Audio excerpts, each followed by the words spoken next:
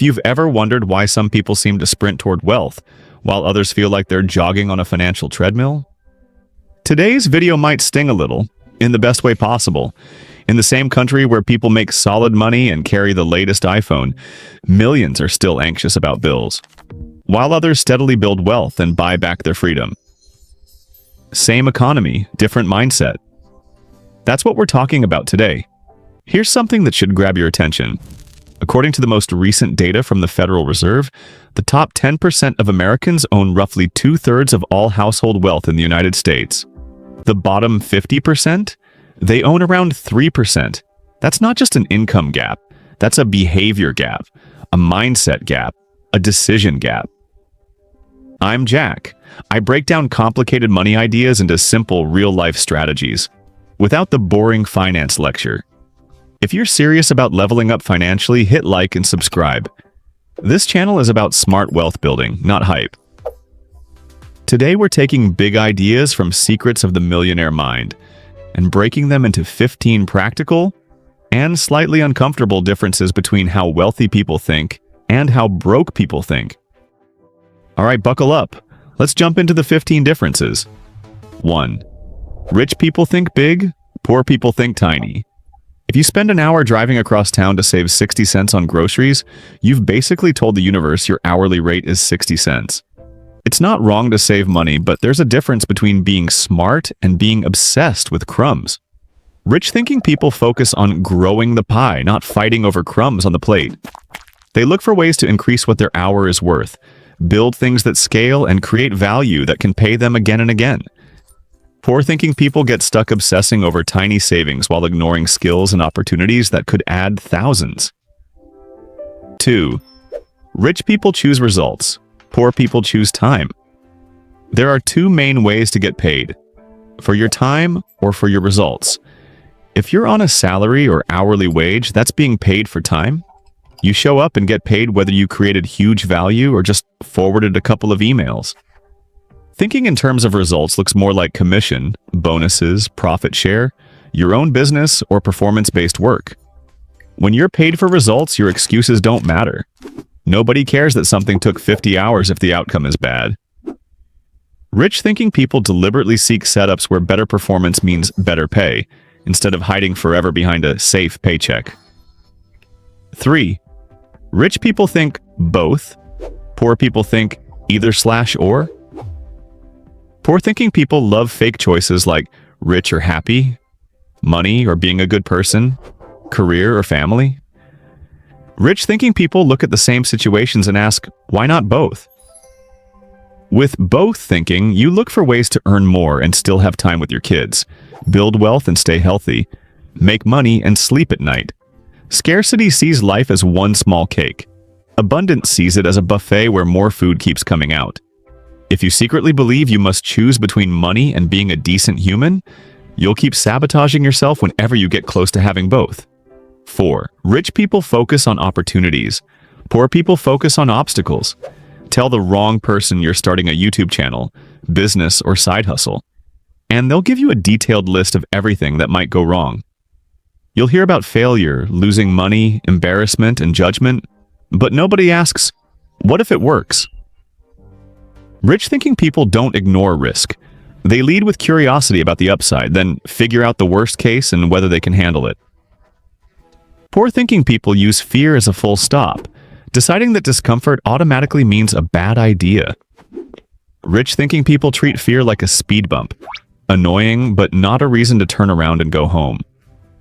5. Rich people associate with successful people. Poor people associate with complainers. If your group chat is basically a complaint festival about the economy, the system, and how everyone who tries something new is delusional, then you've created a support group for staying stuck. You don't need billionaire friends, but you do need better inputs. That might mean following builders online instead of just critics, reading books by people who've already done what you want to do, or joining communities where winning is normal. You can't learn how to build 200,000 in savings from people who've never kept 2,000. 6.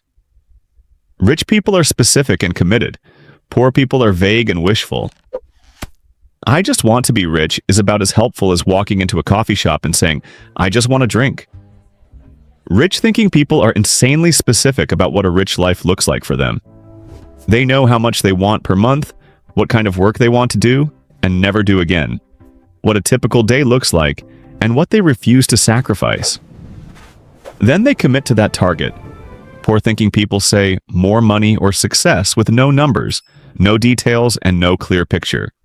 So there's nothing for a plan to aim at. 7. Rich people are willing to promote. Poor people hate selling. If you believe selling is slimy, you've made it very hard to negotiate, get clients, or grow anything. Imagine having a pill that safely cures migraines and keeping quiet because I don't want to be salesy. That's not humble, that's selfish. Rich-thinking people see promotion as letting the right people know they can help. Poor-thinking people see it as bragging or bothering others. The truth is, you're selling constantly. When you ask for a raise, pitch an idea, or even convince your partner what to watch. The real question is whether you believe what you're offering genuinely helps and whether you promote it with integrity. 8. Rich people believe I create my life. Poor people believe life happens to me. One story says, "Things just happen to me and I have no control." The other says, "I can't control everything, but I'm responsible for what I do next." Victim mode blames the economy, parents, bosses, and luck. Ownership mode looks at the same mess and says, "I need better skills. I'll teach myself what I wasn't taught." Or, "How do I win anyway?" Two people can come from the same rough background. One uses it as fuel, the other as a permanent excuse. You don't choose where you started, but you do choose what you do now. 9. Rich people manage their money, poor people avoid it. People will work 40 to 60 hours a week for money, and then refuse to spend a couple of hours learning how money works. Most treat money like a monster under the bed. They don't check accounts, don't look at debt, and avoid budgeting because it feels depressing. Rich-thinking people know what comes in and what goes out, what they owe, and when it's due. They set up simple saving and investing habits. You don't need a six-figure income to manage money well. You need to stop flying blind and start acting like the CFO of your own life. 10. Rich people are bigger than their problems. Poor people are smaller than their problems. A problem-free life only exists if you're a rock. When you're broke, the problem might be, "I can't pay rent." Later, it might be, "My tax bill is huge." Or, "I need to hire help." Poor-thinking people let problems define them and take every setback as proof that they'll never get ahead. Rich-thinking people see problems like levels in a video game. If the level's harder, it's time to level up. The bigger the problems you're willing to handle without breaking, the bigger the life you get to live. 11. Rich people play to win. Poor people play not to lose. One mindset says, "I just don't want to lose money," and freezes. The other says, "I'm playing to build real wealth," and is willing to take smart, calculated risks. The not to lose mindset avoids investing, avoids starting anything, and slowly loses anyway through inflation and missed opportunities. The play to win mindset learns the rules, starts small, accepts ups and downs, and thinks long term. Pure defense keeps you stuck at just enough forever. 12. Rich people have money work for them. Poor people only work for money. If your only tool is working more hours, you're capped by your energy and the clock. Rich-thinking people ask, "How can I get paid when I'm not physically there?" That's where investments, royalties, digital products, rentals, and systems come in. You don't have to quit your job. You just start shifting some of your time and money into assets that can pay you later. Tiny income streams matter because streams can turn into rivers if you start them early and keep them flowing. 13. Rich people focus on net worth. Poor people focus on income. Income is what hits your account. Net worth is what you keep. It's everything you own: cash, investments, equity, businesses, minus everything you owe. You can earn a lot and still be broke if lifestyle and debt eat it all. You can earn modestly and grow wealthy if you steadily build assets and reduce liabilities. Rich-thinking people track net worth and make decisions with that in mind. You don't need to tell anyone the number, but watching it move from negative toward positive can completely change how you handle money. 14. Rich people act despite fear. Poor people wait to feel ready.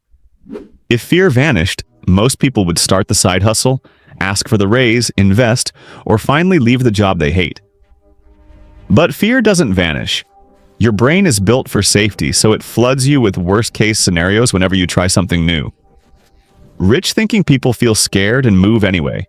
Make the call, launch the project, learn from the mistakes. Poor-thinking people wait for a magical day when they'll feel confident first. That day doesn't come. Action creates confidence. It doesn't wait for it. 15. Rich people constantly learn and grow. Poor people think they already know. Yeah, I know that might be the most expensive sentence you ever say. If you know how to handle money, but your finances are a mess, you don't actually know it. You've just heard it. Rich-thinking people treat life like ongoing training. They read, study, test, and are willing to change their minds when reality disagrees. Poor-thinking people try once, quit fast, and declare, "That doesn't work," as they go back to habits that never worked. If any of these 15 differences hit a nerve, that's a good sign. It means you found a setting you can change. Don't overhaul everything at once. Pick one shift, thinking bigger, focusing on results, managing your money, tracking your net worth, or acting despite fear, and live that one out for the next 30 days. If this video helped shift how you see money and success, hit the like button so more people can find it. And if you want more videos where I break down big money ideas in an easy-to-understand way, make sure you subscribe. I'd love to see you back for the next one.